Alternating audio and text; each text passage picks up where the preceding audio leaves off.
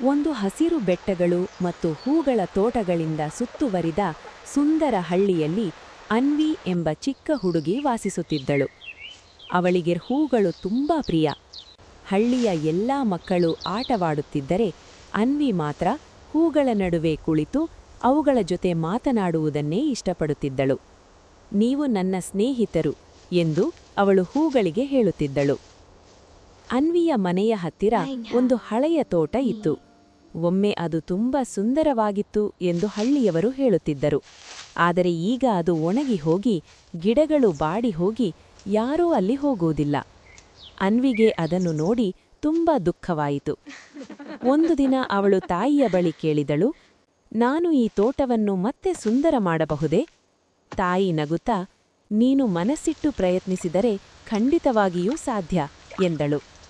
ಆ ದಿನದಿಂದ ಅನ್ವಿ ತನ್ನ ಕೆಲಸವನ್ನು ಆರಂಭಿಸಿದಳು.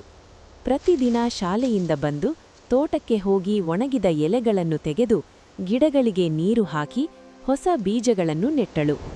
ಬಿಸಿಲಾಗಿದ್ದರೂ ಮಳೆಯಾದರೂ ಅವಳು ತನ್ನ ಕೆಲಸವನ್ನು ಬಿಡಲಿಲ್ಲ. ಮೊದಲಿಗೆ ಏನೂ ಬದಲಾವಣೆ ಕಾಣಿಸಲಿಲ್ಲ. ಕೆಲವರು ಹಳ್ಳಿಯಲ್ಲಿ ನಗುತ್ತಾ, ಈ ಚಿಕ್ಕ ಹುಡುಗಿಗೆ ಇದು ಸಾಧ್ಯವಲ್ಲ ಎಂದು ಹೇಳಿದರು. ಆದರೆ ಅನ್ವಿ ನಿರಾಶೆಯಾಗಲಿಲ್ಲ. ಒಂದು ದಿನ ಈ ತೋಟ ಮತ್ತೆ ಅರಳುತ್ತದೆ ಎಂದು ಅವಳು ನಂಬಿದ್ದಳು. ಕೆಲವು ವಾರಗಳ ನಂತರ ಒಂದು ಸಣ್ಣ ಹಸಿರು ಮೊಗ್ಗು ಮಣ್ಣಿನಿಂದ ಹೊರಬಂದಿತು.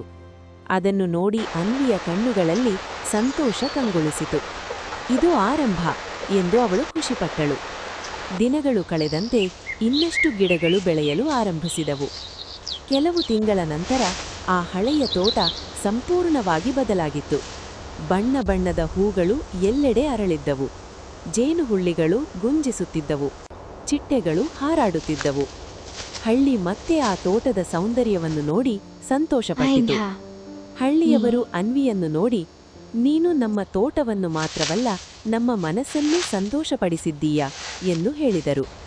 ಅನ್ವಿ ನಗುತ್ತಲೇ ಹೂಗಳ ಕಡೆ ನೋಡಿದಳು. ಪ್ರೀತಿ ಮತ್ತು ಸಹನೆಯಿಂದ ಏನನ್ನಾದರೂ ಸುಂದರ ಮಾಡಬಹುದು ಎಂದು ಅವಳು ಹೇಳಿದಳು. ಆ ದಿನದಿಂದ ಅನ್ವಿ ಹೂಗಳ ತೋಟದ ರಕ್ಷಕಳಾಗಿ ಉಳಿದು ತನ್ನ ಚಿಕ್ಕ ಕೈಗಳಿಂದ ದೊಡ್ಡ ಬದಲಾವಣೆ ತಂದ ಹುಡುಗಿಯಾಗಿ ಎಲ್ಲರ ಹೃದಯದಲ್ಲಿ ಉಳಿದಳು.